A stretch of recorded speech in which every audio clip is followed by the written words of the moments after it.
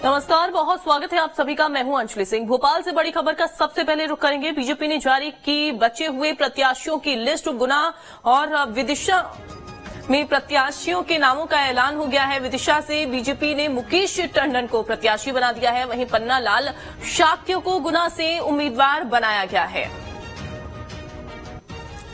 तो बड़ी जानकारी आपको दे रहे हैं। पन्ना लाल शाक्य को गुना से उम्मीदवार बनाया है। 228 सीटें जिन पर पहले ही बीजेपी प्रत्याशी घोषित कर चुकी थी, लेकिन 2 सीटें बची हुई थी। अब ऐसे में दोनों सीटों पर प्रत्याशी घोषित बीजेपी की ओर से कर दिए गए हैं। तो विदिशा और गुना की ये 2 सीटें जिस पर अब प्रत्याशी घोषित हो गए हैं। बीजेपी ने जारी की बचे हुए प्रत्याशियों की लिस्ट। आपको बता दें कि गुना और विदिशा से प्रत्याशियों के नामों का ऐलान कर दिया गया है। तो विदिशा से बीजेपी ने मुकेश टंडन को प्रत्याशी बनाया है। वहीं आपको जानकारी दें कि पन्ना लाल शाक्य को गुना से उम्मीदवार बनाया गया है। तो गुना और विदिशा में प्रत्याशियों के नामों का ऐलान फिलहाल हो गया है। काफी चर्चा करने के बाद ये 2 नाम सामने आते हैं और उसके बाद अब ये दोनों उम्मीदवार मैदान में हैं। विदिशा और गुना। विदिशा से बीजेपी ने मुकेश टंडन को प्रत्याशी बनाया, वहीं पन्ना लाल शाक्य को गुना से उम्मीदवार बनाया गया है।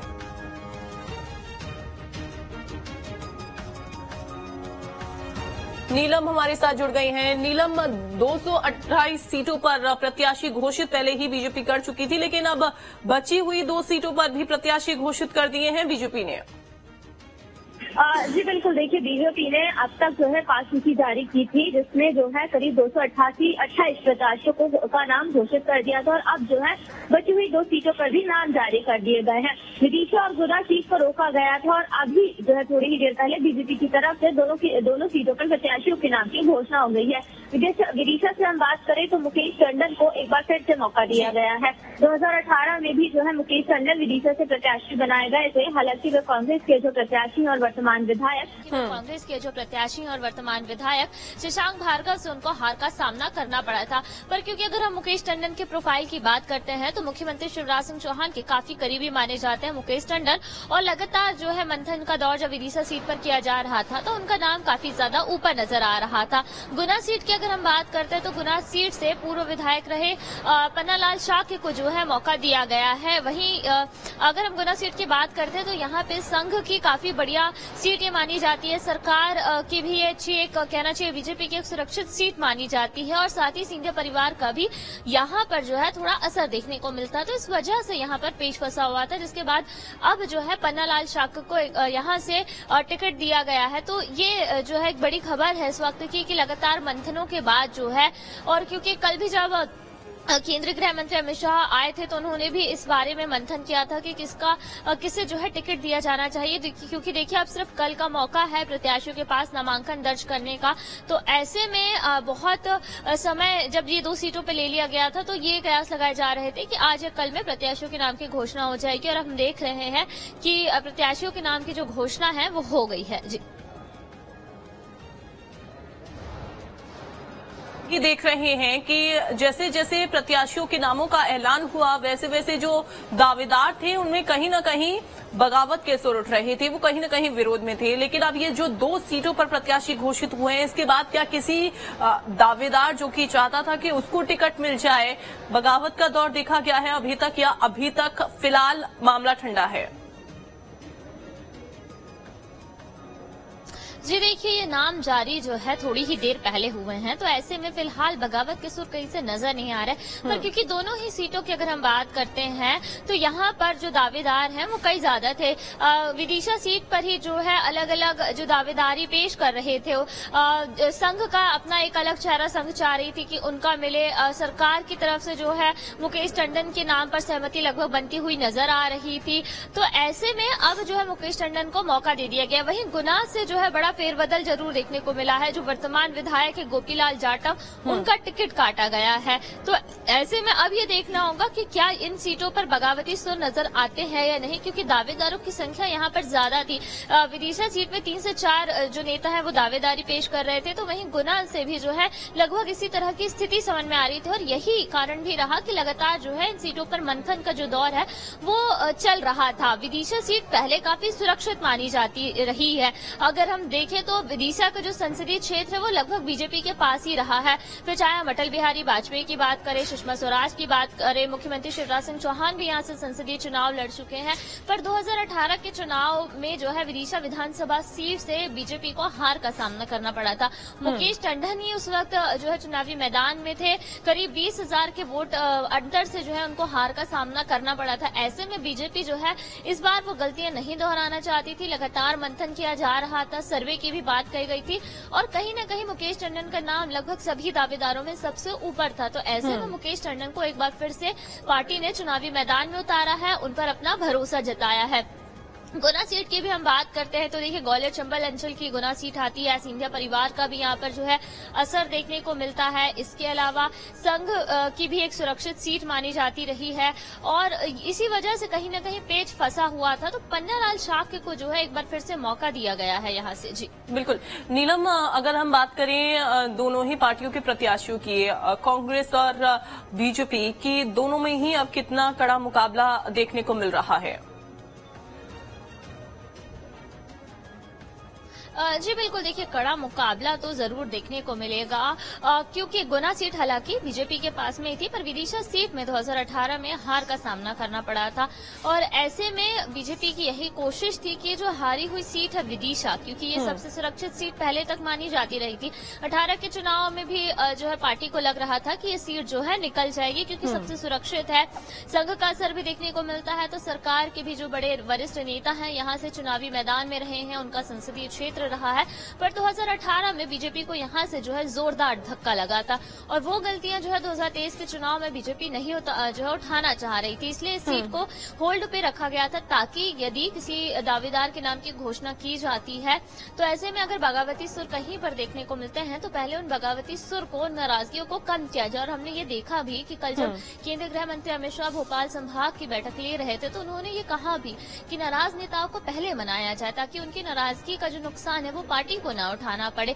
अगर दावेदार ज्यादा है, किसी एक को प्रत्याशी जब घोषित किया जाए तो बाकी के दावेदार जो नेता हैं उनकी नाराजगी पार्टी को ना झेलनी पड़े। और ये पूरी रणनीति के तहत काम किया गया। अब देखिए इतने लंबे समय तक टिकट जो सीट है उसको होल्ड पे रखा गया। अब कल जब नामांकन का आखिरी दिन है, एंड वक्त पर कहना चाहिए कि दोनों नामों की घोषणा हो जाती, तो ऐसे में पार्टी ने यही सोच विचार करके सीधे एन वक्त पर कहना चाहिए कि प्रत्याशियों के नाम की घोषणा की है ताकि ज्यादा नाराजगी न देखने पाए और अगर कहीं नाराजगी भी हो तो उसे समय रहते जो है कम कर दिया जाए। तो अब एक बार फिर से मुकेश टंडन पर भरोसा जताया गया है। हालांकि 18 में उनको हार का सामना करना पड़ा था, पर अब ये जरूर देखना होगा कि सीट को जीतने के लिए बीजेपी और दूसरी क्या रणनीति अपनाती है। इसके अलावा गुना की सीट तो भाजपा के पास ही थी, पर कहीं न कहीं सर्वे वाली बात सामने आ रही थी और इसी वजह से जो वर्तमान विधायक गोपीलाल जाटव, उनका टिकट कटा गया है और उनकी जगह पन्नालाल शाक्य को यहाँ पर मौका दिया गया है। सियासी समीकरण अगर देखें इन दोनों ही सीटों पर क्या बनते हुए दिखाई दे रहे हैं नीलम, और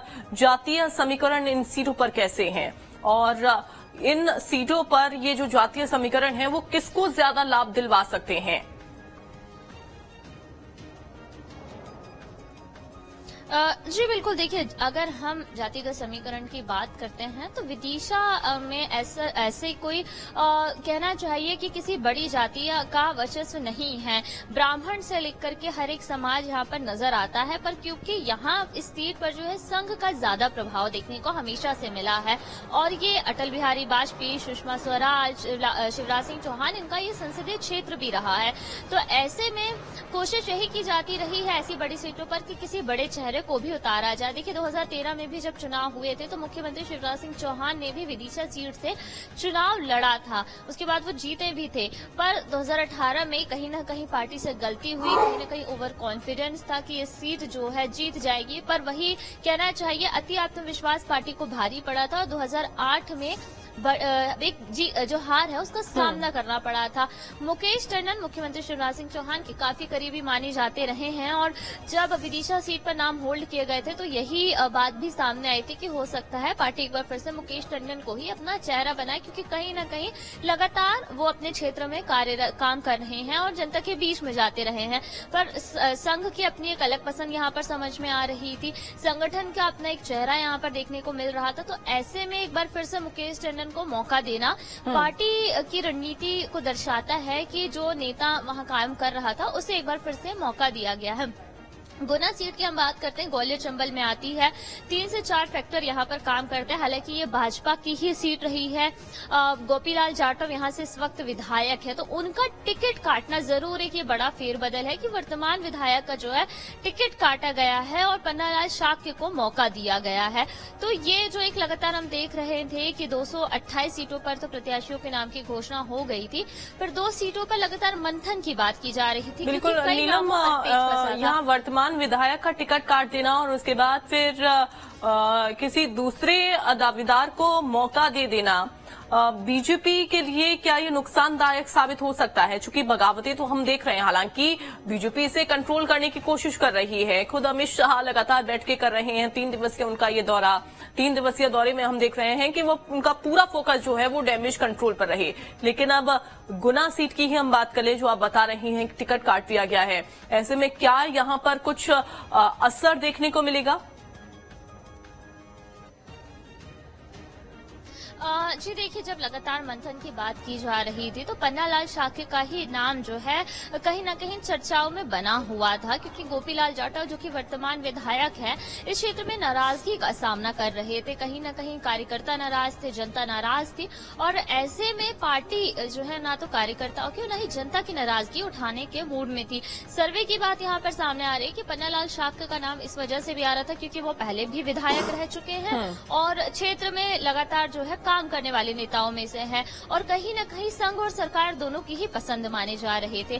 पन्नालाल शाक्य के नाम को लेकर के लंबे समय से कयास भी लगाए जा रहे थे और आज जो है उन कयासों पर अंतिम मुहर पार्टी ने लगा दी है। पन्नालाल शाक्य को फिर से गोरा सीट से मौका दे करके और यहाँ पर गोपीलाल जाटव का अब जब टिकट कटा है तो जाहिर तौर पर कहीं न कहीं नाराजगी तो देखने को मिलेगी। अब उस नाराजगी को किस तरह से कम किया जाता है ये देखने वाली बात होगी, क्योंकि केंद्रीय गृह मंत्री ने साफ तौर पर बीजेपी के आला नेताओं से कह दिया है कि नाराजगी को कम किया जाए, डैमेज कंट्रोल पूरी तरह से हो और इसके साथ ही अगर जरूरत पड़े तो जब अगर हमारी सरकार बनती है तो ऐसे नेताओं को सरकार में मौका भी दिया जाएगा। कहीं न कहीं कोई न कोई जिम्मेदारी सरकार या संगठन में दी जाएगी, इस तरह से उनको मनाया जाए। तो ये जरूर है कि अगर वर्तमान विधायक का टिकट कटा है और अगर बगावती तेवर नजर आते हैं तो पार्टी को जो है उसका डैमेज कंट्रोल करना जरूरी हो जाएगा, क्योंकि अब कल नामांकन का आखिरी दिन है और उसके बाद कुछ 15 से 16 दिन ही बचेंगे पार्टी प्रत्याशी के बाद अपना प्रचार करने के लिए, क्योंकि 17 नवंबर को वोटिंग है। तो ऐसे में जरूर ये हो जाता है कि अगर नाराजगी है तो सबसे पहले उस ओर ध्यान दिया जाए और यही लगातार जब केंद्रीय गृह मंत्री अलग अलग संभागों की बैठक ले रहे हैं तो वो नेताओं से को भी यही संदेश दे रहे हैं कि जरूरत पड़े तो मैं खुद 1-to-1 चर्चा ऐसे नेताओं से करूंगा। जी बिल्कुल, दोनों ही पार्टियों की अगर हम बात करें और ओवरऑल हम देखें तो अब तक सभी सीटों पर तस्वीरें क्लियर हो गई हैं। ये हमें पता चल गया है कि सीट से कौन प्रत्याशी मैदान में रहेगा, कितनी कड़ी टक्कर जो है वो देखने को मिलेगी। हालांकि एक ही चरण में मध्य प्रदेश में विधानसभा चुनाव है, लेकिन दोनों ही पार्टियां पुरजोर तरीके से पूरी कोशिश में जुटी हुई हैं। लगातार सभाएं हो रही हैं नीलम, लेकिन निर्दलीय प्रत्याशी भी देखिए मैदान में हैं, वो भी बागी हो रहे हैं और बागी होकर उन्होंने भी अपनी ताल ठोक दी है। इसके अलावा आम आदमी पार्टी, सपा हो गई या फिर बीएसपी हो गई, सभी चुनाव लड़ रहे हैं और ज्यादातर सीटों पर ऐलान भी जो तस्वीरें हैं वो साफ हो गई हैं, ऐलान टिकटों का कर दिया गया है। ये सभी पार्टियां बीजेपी और कांग्रेस का कितना खेल बिगाड़ सकती हैं ओवरऑल अगर हम देखते हैं तो? जी बिल्कुल, देखिए जब बगावती सुर किसी नेता के होते हैं तो वो अपनी पुरानी पार्टी का जो खेल तो वो बिगाड़ता है और ये मध्य प्रदेश में हम देख भी रहे हैं कि जैसे ही कांग्रेस और बीजेपी ने अलग अलग सीटों से अपने प्रत्याशियों के नाम की घोषणा की तो लंबे बड़े स्तर पर जो है पुरजोर विरोध भी नजर आया। हालांकि बीजेपी में ये विरोध जो सर है उसको दबाने की पूरी कोशिशें की गई, 1-to-1 चर्चा से लेकर के हर एक स्तर पर बातचीत का तरीका अपनाया गया। कांग्रेस में तो आलम ये हो गए थे कि बड़ा विरोध या कड़ा विरोध देखने के बाद जो है 7 सीटों सीटों पर प्रत्याशियों को बदलना भी पड़ा। और जब बाद में जब टिकट बदले गए तो तब भी जो पहले प्रत्याशी घोषित किए गए थे उन्होंने या तो निर्दलीय चुनाव लड़ने का ऐलान कर दिया या फिर ये कहा या तो किसी दूसरी पार्टी यानी कि बसपा, सपा या आम आदमी पार्टी को ज्वाइन कर लिया। हालांकि बीजेपी में ऐसे नेताओं की कमी नहीं है जिन्होंने पार्टी से जो है मुंह फेर लिया हो, या हम एक कहें कि जो एक वाक्य हमेशा एक मुहावरा राजनीति में बेहद चर्चित होता है, आया राम गया राम नेताओं का। तो ये जो नेता हैं ये जाहिर तौर पर कहीं न कहीं पार्टी का खेल बिगाड़ते ही हैं। इसलिए कोशिश यही की जाती है कि ऐसे नाराज नेताओं को मनाया जा सके ताकि डैमेज जो है कम से कम हो। अब देखिए कांग्रेस में जब सुमावली से अजब सिंह कुशवाहा को टिकट नहीं दिया गया था तो उन्होंने बसपा ज्वाइन कर लिया और बसपा ने तुरंत ही उन्हें अपना प्रत्याशी बना दिया। पर फिर कांग्रेस ने जब यू टर्न लेकर के सुमावली से जो कुलदीप सिकरवार का टिकट काट के एक बार फिर से अजब सिंह कुशवाहा का मौका दे दिया तो कुलदीप सिकरवार जो है बसपा में चले गए और अब सुमावली सीट से बसपा की तरफ से लड़ेंगे। इसी तरह तमाम ऐसे नेता हैं। रुस्तम सिंह की अगर हम बात करते हैं तो उन्होंने भी बीजेपी छोड़ी और अपने बेटे के साथ बसपा ज्वाइन की तो बसपा से उनको जो है टिकट मिल गया। ममता मीणा जो है चाचौड़ा से दावेदारी पेश कर रही थी, बीजेपी से विधायक रही हैं। जब पार्टी ने टिकट नहीं दिया तो आम आदमी पार्टी की तरफ चली गई। तो ऐसे तमाम बड़े चेहरे रहे हैं, नेता रहे हैं स्थानीय स्तर पर जिन्होंने कहीं ना कहीं आम आदमी पार्टी, बसपा या सपा का दामन थाम लिया। कई ऐसे भी हैं जो निर्दलीय चुनाव लड़ने की बात कह रहे हैं। तो ये कहीं ना कहीं जाहिर तौर पर है कि पार्टी का खेल बिगाड़ेंगे, क्योंकि अगर ये जीतते भी नहीं है तो कहीं ना कहीं इनके जो कार्यकर्ता हैं, इनके जो समर्थक हैं या जनता जो उनको पसंद करती है वो वोट उनकी तरफ जाता है और ये वोट काटने का काम हो जाता है। इसीलिए बीजेपी की तरफ से हम देख रहे हैं कि केंद्रीय गृह मंत्री आकर के ऐसे डैमेज को कम करने की बात कह रहे हैं कि नाराज नेताओं को मना, उन्हें पार्टी मत छोड़ने दो, क्योंकि अगर वो पार्टी छोड़ के किसी दूसरी पार्टी में जा रहे हैं तो थोड़ा बहुत तो नुकसान जो है पार्टी को होगा। कांग्रेस में भी कोशिश यही की गई कि जिस तरह से विरोध बढ़ता जा रहा था तो फिर हमने देखा कि 7 सीटों पर जो है फेरबदल की गई। लेकिन ये 7 सीटों पर फेरबदल करने के बाद क्या कांग्रेस में जो डैमेज कंट्रोल हुआ था वो साधने की कोशिश हो गई है? क्या अब किसी के बगावती सुर नहीं है या फिर कोई अब नाराज नहीं है? जो नाराज थे उन्हें मना लिया गया है? जी बिल्कुल, देखिए कहीं ना कहीं जो नाराजगी थी, अगर हम बाद में जिन 4 सीटों की बात करते हैं कि सुमावली, जवारा, पिपरिया और बड़नगर, तो देखिए ये पार्टी का ये कहना था कि इनका नाम सर्वे में टॉप में ही था, पर कहीं ना कहीं कुछ विरोध के चलते उनको टिकट नहीं दिया गया था। अगर हम पिपरिया की बात करते हैं तो पिपरिया से जो पहले प्रत्याशी बनाए गए थे गुरुचरण खरे, वो पिपरिया के स्थानीय नेता भी नहीं थे, वो छिंदवाड़ा से लाए गए थे। ऐसे में स्थानीय नेता इस बात का विरोध कर रहे थे कि किसी बाहरी व्यक्ति को ला करके अगर पार्टी चुनाव लड़ाती है तो पार्टी को ही नुकसान होगा, और तमाम दावेदार जो सीट के लिए दावेदारी पेश कर रहे थे वो एकजुट हुए। तो पार्टी ने कहीं ना कहीं जो बंटवारा देखने को मिल रहा था पिपरिया सीट पर उसको साधने की कोशिश की और वहीं से जो स्थानीय प्रत्याशी उनका नाम घोषित कर दिया। विरोध के साथ थम गए, गुरुचरण खरे जो है वापस छिंदवाड़ा की तरफ चले गए। बड़नगर से हम बात करते हैं, वर्तमान विधायक मुरली मोरवाल, उनका टिकट पहले काट दिया गया था, कारण दिया गया कि उनके बेटे पर जो केसेस चल रहे हैं, पर एक बड़ा विरोध देखने को मिला। आत्मदाह की भी कोशिश की गई, टिकट फिर वापस फेरबदल किया गया। तो पहले जो बनाए गए थे पार्टी प्रत्याशी उनको कहीं ना कहीं जो है समझाने की कोशिश की गई। तो फिलहाल जो है उस सीट पर भी हम देख रहे हैं कि विरोध इतना ज्यादा नहीं है। हालांकि कुछ सीटों पर विरोध के स्वर जरूर देखने को अब भी मिल रहे हैं, पर पार्टी का साफ रुख है क्योंकि अब 30 तारीख कल ही है और ऐसे में अब जो पार्टी प्रत्याशी पहले घोषित कर दिए हैं कईयों ने तो अपने नामांकन भी यानी कि फॉर्म बी भी भर दिए हैं, यानी कि वो अंतिम जो है प्रत्याशी हैं पार्टी के। तो कांग्रेस कहीं ना कहीं देखिए सीट बदल करके जहां जहां बड़ा विरोध देखने को मिला था कुछ हद तक तो सफल होती हुई नजर आई है। वहीं बीजेपी में जिन सीटों पर लगातार विरोध देख रहा था तो बातचीत के जरिए जो है मामला सुलझाने की कोशिश की है और आने वाले दिनों में भी यही रणनीति अपना रही है पार्टी कि जो नाराज नेता है उन्हें बातचीत के जरिए या फिर आने वाले दिनों में संगठन या सरकार में कोई रोल दे करके उनकी नाराजगी को कम करने के वादे किए जा रहे हैं। जी बिल्कुल। अब हालांकि 17 तारीख को ये देखना होगा कि डैमेज कंट्रोल करने की जो कोशिश बीजेपी और कांग्रेस में हुई वो कितनी सफल होती हुई दिखाई देती है नीलम। लेकिन जनसभाओं की, रैलियों की अगर हम बात करते हैं, हालांकि हम ये देख रहे हैं कि खुद यहां पर बीजेपी जो है वो उन्होंने अमित शाह को कमान सौंपी हुई है। अगर बात करते हैं कांग्रेस की तो कांग्रेस ने क्या प्रियंका गांधी और महज राहुल गांधी पर कमान सौंपी हुई है या फिर कांग्रेस के पास और कोई बड़ा चेहरा है, या आने वाले समय में हम देखेंगे कि क्या कोई और रैली में शामिल हो सकता है, जनसभाएं कर सकता है? जी बिल्कुल, देखिए बीजेपी की हम बात कर रहे हैं तो लंबे समय से लगभग चुनाव शुरू होने के 6 से 7 महीने पहले से ही यही नजर आने लगा था मध्य प्रदेश की राजनीति में कि इस बार का जो चुनाव है वो कहीं न कहीं उसकी जो कमान है वो पीएम नरेंद्र मोदी और केंद्रीय गृह मंत्री अमित शाह के हाथों में है। लगातार हम देख रहे थे कि पीएम मोदी जो है दौरे कर रहे हैं, तो वहीं केंद्रीय गृह मंत्री अमित शाह अगर वो मध्य प्रदेश आ रहे हैं तो बड़ी बैठकों में हिस्सा ले रहे हैं, पार्टी के लिए रणनीति बना रहे हैं। और कल अभी पिछले कहना चाहिए कल से उनका 3 दिवसीय दौरा भी मध्य प्रदेश के अलग अलग क्षेत्रों में शुरू हो चुका है, जहां पर वो कार्यकर्ताओं से नेताओं से बातचीत कर रहे हैं, 1-to-1 चर्चा कर रहे हैं। चेहरे की अगर हम बात करें तो स्टार प्रचारकों की सूची दोनों ही पार्टियों ने जारी कर दी है और कई बीजेपी शासित जो राज्य है उनके मुख्यमंत्री भी मध्य प्रदेश में आएंगे चुनावी प्रचार करने। पर मुख्य जो चेहरा अगर हम बात कहें तो पीएम नरेंद्र मोदी और केंद्रीय गृह मंत्री अमित शाह का ही चेहरा नजर आ रहा है। इसके अलावा अगर हम कांग्रेस में देखते हैं तो प्रियंका गांधी को कहीं न कहीं ज्यादा तवज्जो देती हुई नजर आ रही है कांग्रेस, क्योंकि देखिए अब तक कई उनकी जो है रैलियां हो चुकी हैं। शनिवार को भी उनकी दमोह में एक बड़ी सभा हुई, उसके पहले भी वो महाकौशल में आ चुकी थी, बुंदेलखंड में भी उनकी सभा हुई। इसके अलावा अगर हम राहुल गांधी की बात करते हैं तो उनकी इतनी ज्यादा सभाएं नहीं हुई जितनी की प्रियंका गांधी की हुई।